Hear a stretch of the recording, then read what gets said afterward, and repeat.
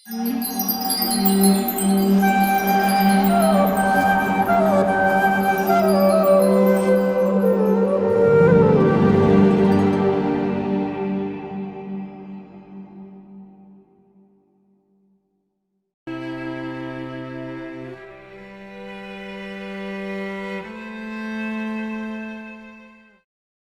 कृष्ण। गीता जयंती के इस शुभ अवसर पर आप सभी का हार्दिक स्वागत है। गीता अध्ययन करते समय इसका मर्म भले ही हमें समझ में आए या न आए, परंतु हमारे जीवन में बदलाव अवश्य आता है। जीवन जीने के हमारे दृष्टिकोण में भी परिवर्तन होता है। यह गीता में निहित श्रेष्ठ शिक्षाओं की शक्ति को सिद्ध करता है। इन सर्वव्यापी सिद्धांतों का संसार के विभिन्न धर्म ग्रंथों में अनेक प्रकार से वर्णन हुआ है। गीता हमें समझने में सहायता करती है कि कैसे इस संसार में रहते हुए भी आध्यात्मिक आदर्शों को हम अपने जीवन जीने की असली प्रेरणा बना सकते हैं। मोक्षदा एकादशी के दिन भगवान श्री कृष्ण द्वारा मानवता को नई दिशा प्रदान करने वाली गीता के इस अद्भुत ज्ञान भंडार को हमारे समक्ष प्रस्तुत करेंगे श्रीमान अतुल कृष्ण प्रभु जी।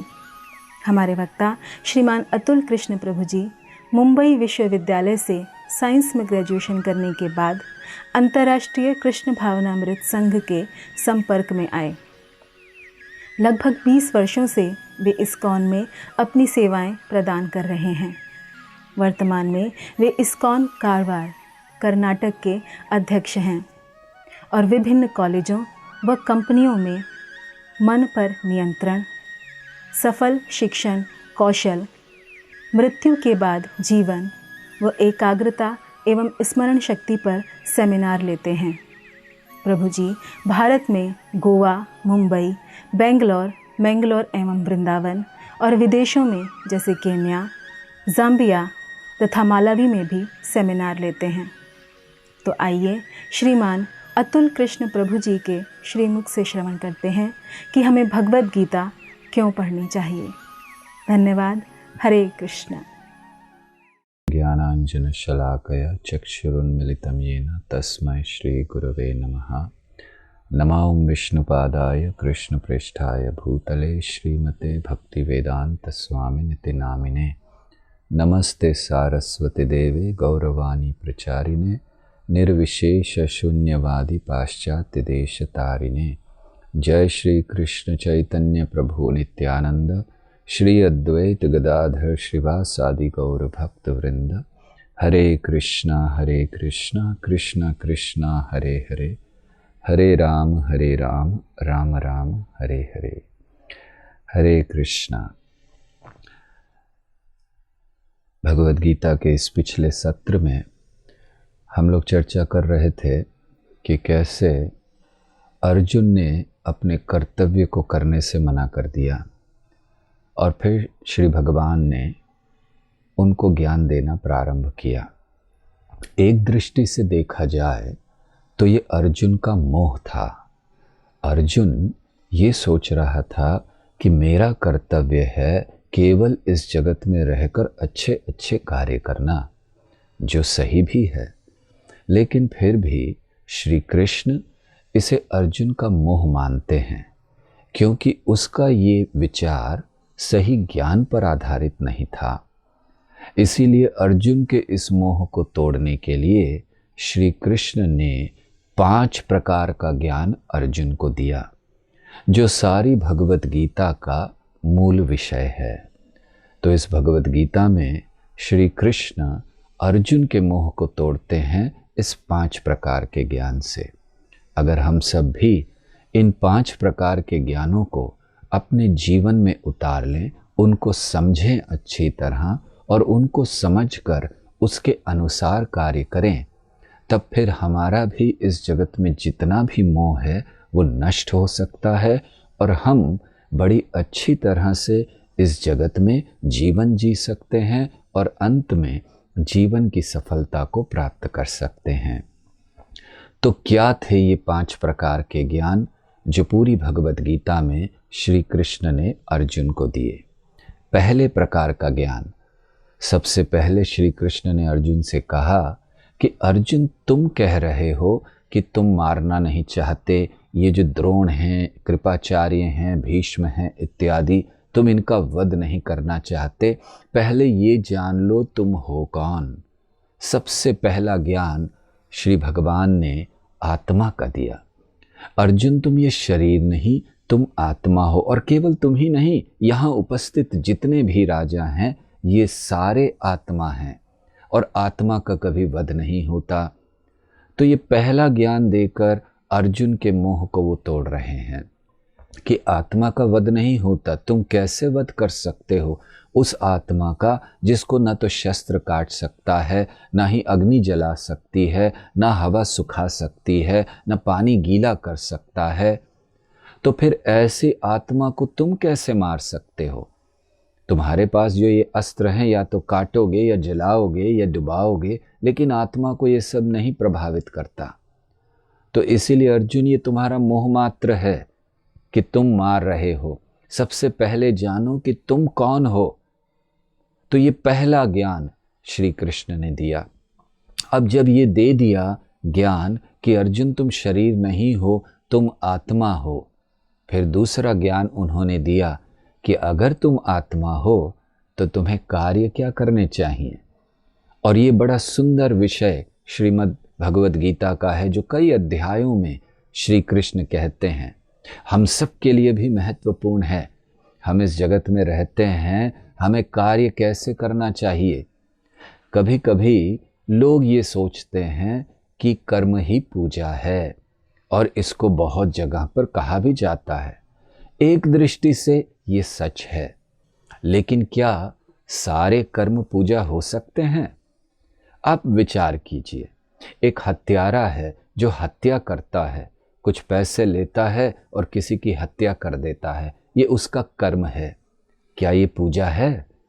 कोई चोर है, कोई लुटेरा है, घरों में जाकर चोरी करता है, पैसा लूटता है, क्या ये उसका कर्म पूजा है? हम देखते हैं समाज में कई बड़े बड़े लोग जो बहुत करोड़ों रुपयों का घपला करते हैं, पैसे का गबन करते हैं, क्या ये उनका कर्म पूजा है? या फिर आज समाज में, पूरी दुनिया में आतंकवाद फैला हुआ है और आतंकवादी ये सोचते हैं कि हम अच्छा कार्य कर रहे हैं, तो क्या आपकी दृष्टि में ये कर्म पूजा है? तो जब ये सारे कर्म पूजा नहीं हैं तो कोई भी कर्म पूजा नहीं हो सकता। भगवत गीता में श्री कृष्ण ये समझाते हैं कौन सा कर्म पूजा होता है और कर्म को कैसे पूजा के रूप में करना चाहिए। अर्जुन ने भी वध किया। अर्जुन ने हजारों लाखों लोगों को मारा महाभारत के युद्ध में, लेकिन वो कर्म अर्जुन का पूजा था। इसीलिए बड़ी महत्वपूर्ण बात भगवत गीता से हम सीखते हैं कि कौन सा कर्म पूजा होता है। भगवान कहते हैं कर्मणो ही अपि बोधव्यम, बोधव्यम च विकर्मणः, अकर्मणश्च बोधव्यम, गहना कर्मणो गति ही। कर्म की गति बड़ी गहन है अर्जुन, और इसको समझने के लिए तुम्हें इन 3 चीज़ों को जानना चाहिए। बोधव्यम मतलब जानो। किन को जानो?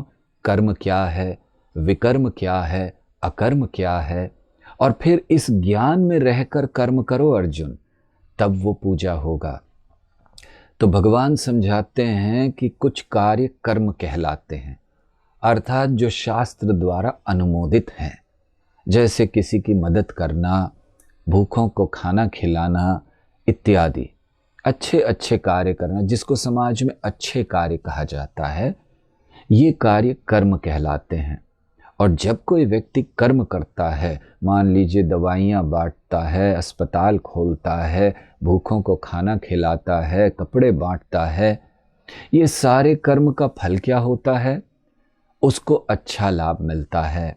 हो सकता है इस जीवन में या अगले जीवन में बहुत सा लाभ मिले।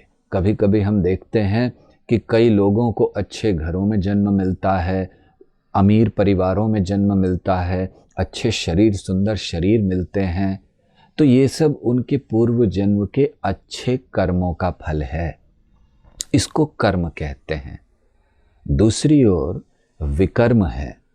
विकर्म अर्थात वो कार्य जो शास्त्रों में अनुमोदित नहीं हैं, मना किए गए हैं। चोरी करना, डाका डालना, हत्या करना, इनको मना किया गया है। या फिर कहा जाए तो जैसे और भी चीज़ें लोग करते हैं, मांसाहार इत्यादि, इसको भी शास्त्र में मना किया गया है। तो जब ये कार्य किए जाते हैं, इनको विकर्म कहते हैं। और विकर्म का क्या प्रभाव होता है? हम लोग देखते हैं कई बार बालक का जन्म होता है और बालक विकलांग पैदा होता है, किसी बीमारी के साथ पैदा होता है। अब प्रश्न आता है कि अभी तक इस बालक ने कोई कर्म नहीं किया है, अभी तो जन्म हुआ है इसका, फिर भगवान ने ऐसा अन्याय इसके साथ क्यों किया? ये जान लीजिए, ये कार्य भगवान नहीं करते हैं। ये प्रकृति के नियमों के अधीन हमारे कर्मों का फल है। जो व्यक्ति विकर्म करता है, निश्चित अगला जन्म उसको ऐसा प्राप्त होता है। तो इसीलिए विकर्म का फल है कि हमें ऐसे शरीर, बीमारियां इत्यादि हमें प्राप्त होती हैं। और फिर तीसरा भगवान वर्णन करते हैं अकर्म। तो कर्म और विकर्म क्या है? मान लीजिए कर्म ऐसा है कि कोई अच्छी जगह थोड़े समय के लिए मिलते हैं, लेकिन फिर आपको वापस अपने स्थान पर आना पड़ता है। जैसे भगवत गीता में भगवान कहते हैं, आ ब्रह्म भुवना लोका पुनरावर्तिनो अर्जुना। हे अर्जुन, अगर कोई व्यक्ति अपने अच्छे कार्यों से ब्रह्मलोक को भी प्राप्त कर लेता है, जैसे इस जगत में अलग अलग लोक हैं, स्वर्ग लोक है, जनलोक, महरलोक, तपलोक इत्यादि, लेकिन ये सब इस जगत में हैं। कभी कभी लोग इस बात को स्पष्ट समझ नहीं पाते। वे सोचते हैं स्वर्ग जाना यानी भगवान की प्राप्ति। इसीलिए कभी कभी जब किसी की मृत्यु हो जाती है तो उसके नाम के आगे स्वर्गवासी लगा देते हैं। तो ये जो स्वर्ग है, इसमें और वैकुंठ जो भगवान का धाम है, इसमें अंतर है। स्वर्ग इस भौतिक जगत का इस हिस्सा है। अगर कोई स्वर्ग चला भी जाता है अपने अच्छे कार्य करके, तो फिर भगवान कहते हैं कि जब उसके पुण्य समाप्त हो जाते हैं, उसको फिर से इस जगत में आना पड़ता है, इस पृथ्वी पर आना पड़ता है। जैसे मान लीजिए कि आपने बहुत सारा धन इकट्ठा किया, धन इकट्ठा करके आप चले गए कहीं पर आनंद लेने के लिए किसी स्थान में, और वहां जाकर आपने अपना सारा धन आप खर्चा कर रहे हैं, आनंद ले रहे हैं, लेकिन जिस दिन धन समाप्त हो जाएगा आपको फिर से वापस आना पड़ता है। इसी तरह हम पुण्य कमाते हैं और फिर हम चले जाते हैं स्वर्ग में, लेकिन कब तक रहते हैं? जब तक हमारा पुण्य बना हुआ है। इसीलिए भगवान कहते हैं क्षीणे पुण्य, मतलब पुण्य समाप्त हुआ, मर्त्य लोकम विशंति, फिर से आपको इस पृथ्वी पर आना पड़ता है। तो इसीलिए अच्छे कर्म करना केवल पूर्ण नहीं है, क्योंकि आपको क्या लाभ मिलेगा? मान लीजिए अच्छा शरीर मिल जाए, थोड़ा धन मिल जाए, या आप स्वर्गलोक भी चले जाएं, तो लाभ क्या है? फिर से यहीं पर आना पड़ेगा। आपने अपने जीवन की पूर्णता को तो प्राप्त नहीं किया। दूसरी ओर जब विकर्म करते हैं तो उसका क्या होता है परिणाम? विकर्म करने वाला व्यक्ति वो ऐसे शरीर को प्राप्त करता है, या कभी कभी स्वर्ग ना जाकर नरक लोकों में जाकर कष्ट को भोगता है। श्रीमद् भागवत में 5वें स्कंद के अंत में सुखदेव गोस्वामी कई प्रकार के नरकों का वर्णन करते हैं, जहां व्यक्ति छोटे छोटे अपराध कर कर वहां पहुंचता है और कष्ट भोगता है। लेकिन फिर जब कष्ट भोग लेता है, किसी अन्य योनि में जाना पड़ता है, पशु योनि इत्यादि, फिर भी इस पृथ्वी पर आते हैं। तो एक दृष्टि से चाहे हम बहुत बुरे काम करें, कष्ट हमें फिर भी सहन करना है। अच्छे काम करें, थोड़ा सा आनंद लेकर फिर कष्ट सहन करने आना है। तो भगवान अर्जुन से कहते हैं कि अर्जुन, ये आने जाने का चक्कर बंद करना चाहिए।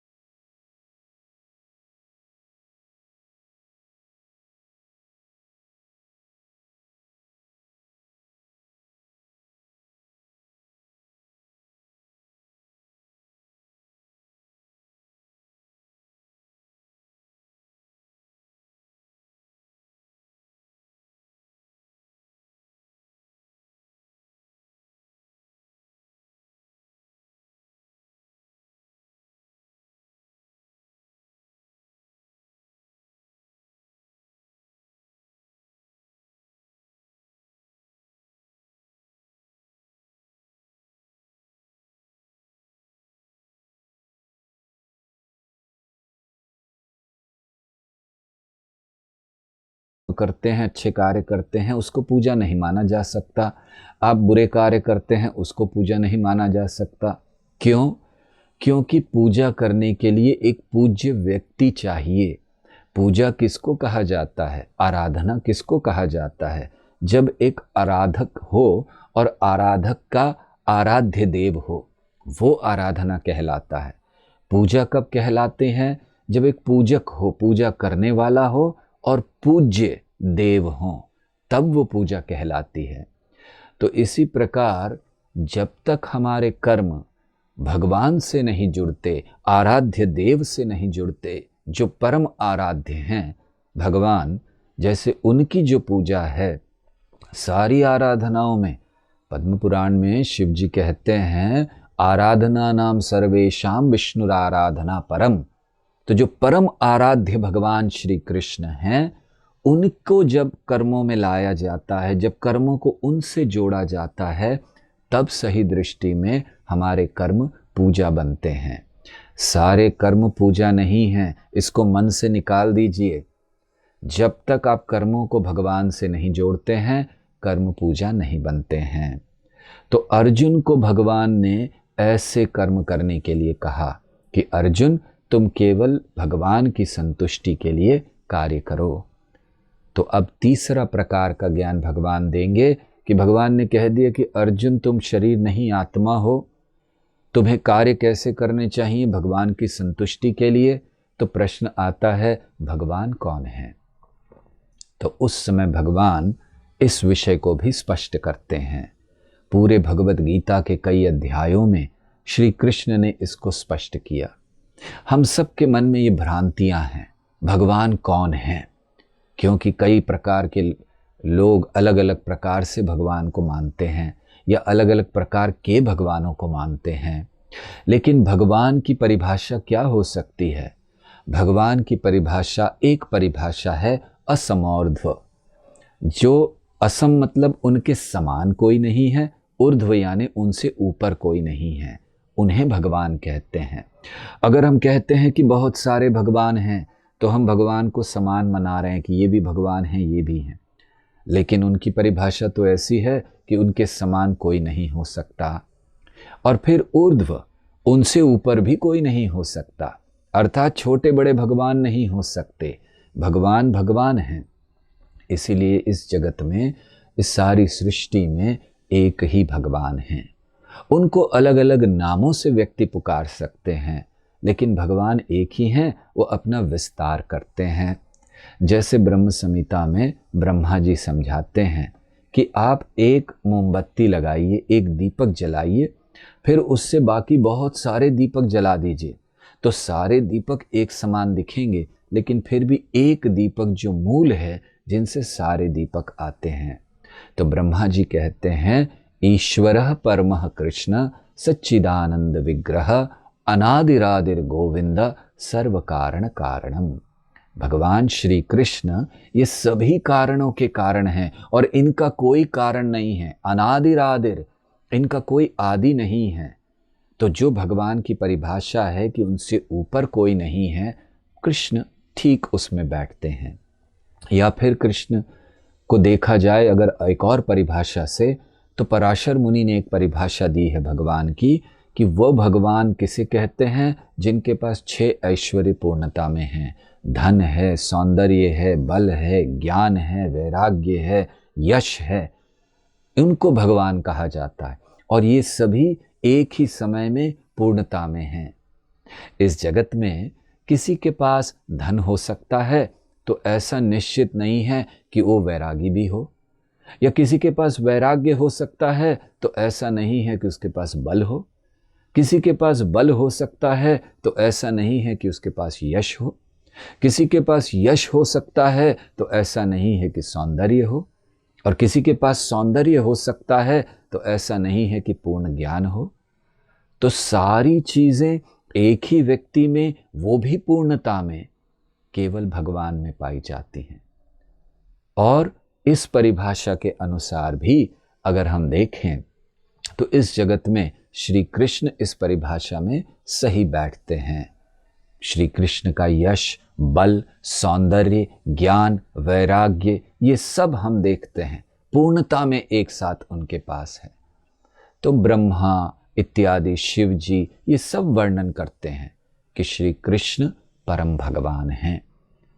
तो इस प्रकार से भगवान का विषय स्वयं श्री कृष्ण बताते हैं भगवद गीता में, और वो कहते हैं मत्तः परतरम नान्यत किंचिदस्ति धनंजय। हे धनंजय, हे अर्जुन, मत्तः, मुझसे परे और कुछ नहीं है, न अन्यत, कोई भी नहीं है। ऐसा इतना स्पष्ट ज्ञान भगवान ने दे दिया। और केवल अपने बारे में नहीं, भगवान ने पूरे आध्यात्मिक जगत का ज्ञान दिया कि अर्जुन, मेरा जो धाम है वो कैसा है। न तद्भासयते सूर्यो न शशांको न पावकः यद गत्वा न निवर्तन्ते तद्धाम परमं मम। कि हे अर्जुन, मेरा जो धाम है, परम धाम, वहाँ सूर्य की आवश्यकता नहीं है, चंद्रमा की आवश्यकता नहीं है, किसी प्रकार के बाहरी चीज़ों की आवश्यकता नहीं है जिससे प्रकाश आए। वो स्वयं प्रकाशमान है और एक बार वहाँ जाकर फिर वापस नहीं आया जाता।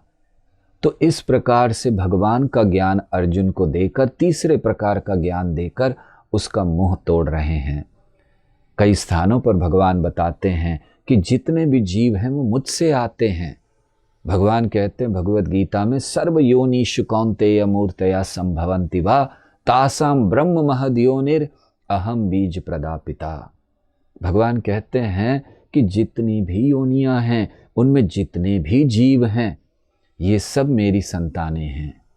देखिए, इस दृष्टि से चाहे कोई भारत में जन्म ले या अमेरिका में, मनुष्य शरीर में जन्म ले या किसी और शरीर में, पुरुष हो या स्त्री, ये सब भगवान की संतानें हैं। अगर हम इस एक बात को समझ लें तो दुनिया में प्रेम और भाईचारा बहुत फैल जाएगा। लेकिन क्योंकि हम इस मूल बात को नहीं समझते हैं, एक भगवान और सब लोग उनकी संतानें हैं, इसको नहीं समझते हैं, इसीलिए दुनिया में कष्ट हैं। तो श्री कृष्ण ये समझाते हैं कि अर्जुन, मत्तः परतरम नान्यद किंचिदस्ति धनंजय, मुझसे परे कुछ नहीं है और मैं ही इन सारे जगतों को प्रकट करने वाला हूं। भगवान ने इतना स्पष्ट वर्णन किया है, वो कहते हैं अहम सर्वस्य प्रभवः मत्तः सर्वं प्रवर्तते इति मत्वा भजन्ते माम बुधा भाव समन्वितः। बुद्धिमानी क्या है, ये जान लो अर्जुन कि ये जितने भी लोग, ये सृष्टि तुम देख रहे हो, चर अचर सृष्टि, ये सब मुझसे आता है। अहम सर्वस्य प्रभवः मत्तः सर्वं प्रवर्तते, सब कुछ मुझसे आता है, मैं सभी चीजों का स्रोत हूं अर्जुन। और इस बात को समझकर इति मत्वा भजन्ते माम, जो मेरे भजन में लगते हैं वो सही दृष्टि में जीवन को सफल करते हैं। तो इसीलिए अकर्म क्या है या कर्म पूजा कब बनता है, भगवान बताते हैं जब कर्म को कृष्ण से जोड़ा जाए, जब कर्म कृष्ण की संतुष्टि के लिए किया जाए, क्योंकि वो कर्म हमें इस जगत से छुटकारा दिलाता है, मुक्ति दिलाता है। अन्य कर्म, चाहे कर्म हो या विकर्म, जैसे हमने बताया कि आप ऊंचे लोकों में जाके फिर से यहीं आते हैं, बंधन वही रहता है, जन्म का चक्कर नहीं छूटता। शंकराचार्य जी बताते हैं, पुनरपि जननम पुनरपि मरणम पुनरपि जननी जठरे शयनम इह संसारे बहुदुस्तारे कृपया पारे पाहे मुरारे। भगवान से प्रार्थना करते हैं, हे मुरारी, हे श्री कृष्ण, ये जो जगत है बड़ा दुष्कर है। क्यों? वो कहते हैं कि बारंबार जन्म लेना पड़ता है। पुनरपि जननम पुनरपि मरणम, जन्म लेते हैं फिर मृत्यु होती है, क्योंकि भगवद गीता में भगवान कहते हैं जिसका जन्म हुआ है उसकी मृत्यु निश्चित है। जातस्य ही ध्रुवो मृत्युर ध्रुवम जन्म मृतस्य च, और जिसकी मृत्यु हुई है उसका जन्म निश्चित है। तो शंकराचार्य जी कहते हैं कि ये तो बारंबार जन्म लेना, बारंबार मृत्यु लेना होता रहता है। और पुनरपि जननी जठरे शयनम, बार बार माँ का गर्भ स्वीकार करना पड़ता है, बहुत कष्टकर होता है। क्यों? 9 महीने तक माँ के गर्भ में रहना और फिर उसके बाद सारा जीवन कष्ट सहना। तो शंकराचार्य जी प्रार्थना करते हैं कि मुझे इस संसार से बाहर निकालिए। तो अकर्म जब किया जाता है वही एक प्रकार का कार्य है जो हमें इस संसार से परे ले जाता है, जो हमें जीवन की सही सफलता को प्रदान करता है।